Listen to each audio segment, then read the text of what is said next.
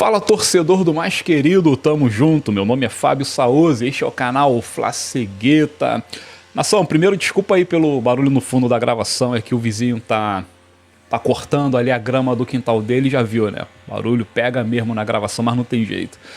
Olha aqui, o lance do Gustavo Gomes no Anderson, pô cara, vou te falar, só o juiz mesmo que não quis expulsar. O jogador do Cruzeiro sofreu uma lesão grave e só volta às atividades ano que vem. O cara sofreu uma entrada violentíssima na altura da canela, lesionou tudo. Já era a temporada do jogador cruzeirense. O Gustavo Gomes tá lá, meu irmão. Tomou um amarelinho e continua vivo na competição. É isso. Esse é o futebol brasileiro. Aí depois fala que não tem favorecimento para o Palmeiras, tá? Mas não é só por conta de arbitragem que as coisas estão boas para o Palmeiras e ruim para o Flamengo, não. Porque vejam lá, tava vendo aqui os scouts do segundo turno somente. O Flamengo, apesar de ter vencido o Botafogo e ter vencido o próprio Palmeiras, o Flamengo hoje é o quarto colocado no segundo turno. Infelizmente o Flamengo perdeu pontos preciosos, inclusive hoje estamos atrás, na verdade, do Vasco da Gama e do Mirassol.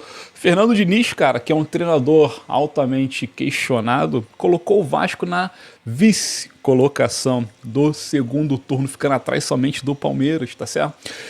A quinta colocação ela traz ali o Cruzeiro e assim por diante. Fluminense, na verdade, o sexto é o Cruzeiro. Então, ó, Cruzeiro tá assim, estabilizado, esse é o futebol do Cruzeiro. Palmeiras se mantém líder porque a gente sabe que a arbitragem está impulsionando o Palmeiras lá para cima.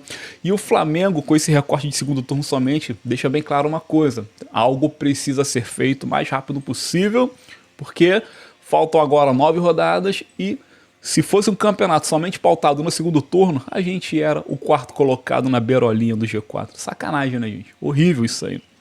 Mas vamos lá, isso é só um dado para a gente ficar esperto sobre a real situação do Flamengo. Gente, teve um acidente ontem com a torcida do Flamengo indo para a Argentina, né? O ônibus tombou indo em direção à região dos Lagos, 40 e tantos feridos, parece que tem 4, 5 em estado grave. Infelizmente acontece, as estradas elas são perigosíssimas e esses ônibus de turismo são mais perigosos do que qualquer outra coisa, tá certo? Enfim, espero que todos se recuperem e que isso não interfira em nada no desempenho do Flamengo no âmbito motivacional. Por falar em decisão de amanhã, a gente vai tratar sobre o time que deve estar em campo, os desfalques. Tem uma curiosidade mórbida pra caramba pra contar pra vocês aí. Mas antes, deixa eu pedir aqui rapidinho um like neste vídeo, né? Vocês sabem que tem que pedir mesmo. Like no vídeo, inscrição no canal, comentários acerca dos assuntos aqui abordados. Hypa quem quiser hypar o vídeo, quem puder, na verdade. E assim por diante. Tem um clube de membros à disposição, então valeu, gente. Tá aí os pedidos feitos. Contribua conforme você achar que tem que ser feito. Ó, uma notícia sobre o Rodolfo Landim. Eu tô com saudade do Rodolfo Landim. Falo mesmo, cara. Eu sou o tipo de analista e torcedor do Flamengo que não faz papel do ingrato, não, sabe? Eu vejo hoje aí maior galera detonando o Rodolfo Landim, detonando o Marcos Braz, mas esses caras aí ficaram 6 anos nessa gestão anterior aí tomando conta do Flamengo e colocou o Flamengo no primeiro patamar, como diz o Bruno Henrique. 13 títulos, 2 Libertadores, Campeonato Brasileiro, Copa do Brasil foram 2, uma porrada de Carioca, Supercopa, Recopa, dinheiro, compra de terreno, marketing, internacionalização da marca, enfim, o Flamengo cresceu, revitalização não só do Ninho, mas também da Gávea, Museu do Flamengo, concessão do Maracanã, entre tantas e tantas outras questões. Ainda vem gente dizendo que Landim não prestou e que Marcos Braz também não prestou só porque deu porrada no torcedor vagabundo. Tá de sacanagem, né, cara? Tá de sacanagem. Bom essa diretoria que tá aí. Bom, esse treinador que tá aí. Eles são bons, o resto não presta. Então o Landim apareceu aí, uma notícia sobre ele que eu achei maneiro. Tomara que dê muito certo, que eu torço demais pelo Rodolfo Landim, que é o seguinte. Sábado, lá no Confiança do Sergipe, irão votar a compra do clube. Landim com um parceiro dele chamado Gustavo, Gabriel Gustavo. Eles têm uma empresa chamada LG2 e eles estão comprando Confiança. Confiança vai virar SAF, está na Série C do Campeonato Brasileiro e sábado terá votação entre os sócios deles lá, os torcedores e tudo mais. Cara, claro que essa SAF vai ser aprovada.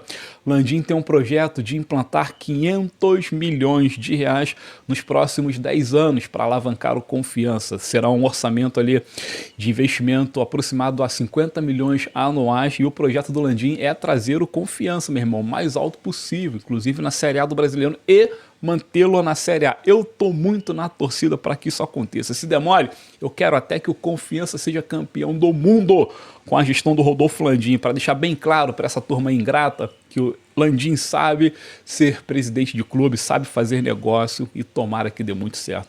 Boa sorte ao Confiança, boa sorte ao presidente Rodolfo Landim e tamo junto sempre. Eu sou muito agradecido, de coração.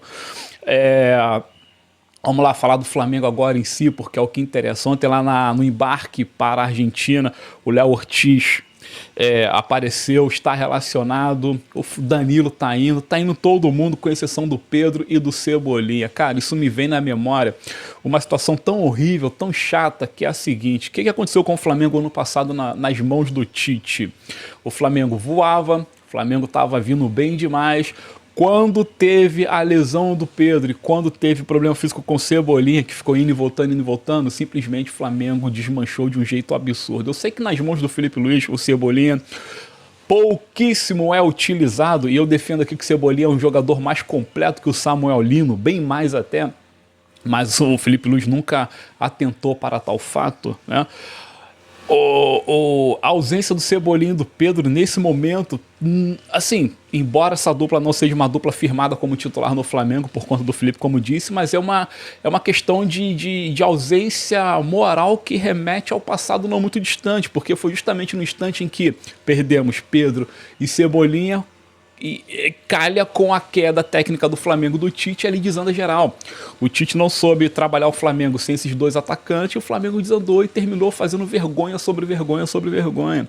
Então é muito ruim, cara, tu ir para uma semifinal de Libertadores, lá no Caldeirão do Racing, e a festa lá que eles estão prometendo é altamente energética, os caras estão empolgadíssimos, estão prometendo extrapolar a festa do que o River Plate fez e assim por diante. Então o Flamengo está indo para uma decisão pesadíssima com uma dupla sensacional ancorada no ninho do urubu, Pedro e Cebolinha. Cebolinha com problema na região da cintura e o Pedro com o braço quebrado. É uma coincidência negativa que tomara que não interfira, mas que a nossa parada será dura demais, será. Ontem no aeroporto, o Plata foi ovacionado pelos torcedores. Um ato de desespero protagonizado por torcedores organizados, né? O Plata, na verdade, tinha que tomar vergonha na cara, meu irmão, e voltar a jogar futebol, pois não é noitada que tá atrapalhando, não, é caráter que tá atrapalhando. O Plata não vem jogando nada já há muito tempo. Felipe Luiz bota debaixo das asas que nem uma galinha cocoricó chocando seus ovos, e assim o jogador fica na zona de conforto. O Plata tá na zona de conforto, Samuel Lino tá na zona de conforto. Olha aí, o cara desligou o bagulho dele lá. Samuel Lino tá na zona de conforto e assim por diante. São vários jogadores que estão na zona de conforto que já deveriam ter levado uma sacudida pelo treinador, mas não levam, cara. Bruno Henrique tá na zona de conforto e assim por diante. Então a torcida foi lá e apoiou, cantou, etc e tal. E vamos ver o que o Plata vai fazer amanhã. Ele será titular, porque a análise diz quem vai fazer o falso 9. Meu irmão, só tem duas opções para falso 9, ou Plata ou Bruno Henrique, tá? Não tem outra opção. E o Felipe Luiz, ele ama os dois, provavelmente vai botar os dois em campo. Vindo pela esquerda, Plata como um ponta direito e o Bruno Henrique atochado como centroavante. Esse é o Flamengo ofensivo do Felipe Luiz. Se vai funcionar ou não, só Deus sabe.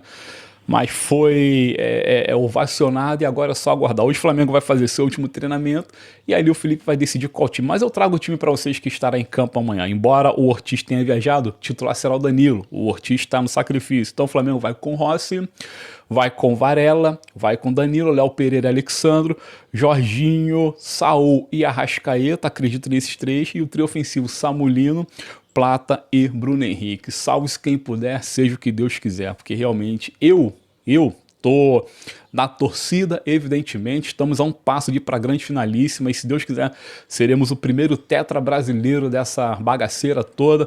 Tô na torcida, mas, meu irmão, que eu tô com o pé atrás, sinceramente, eu tô, porque esse Flamengo aí é muito bonito no papel, mas é feio demais fora dele. Infelizmente, essa é a realidade.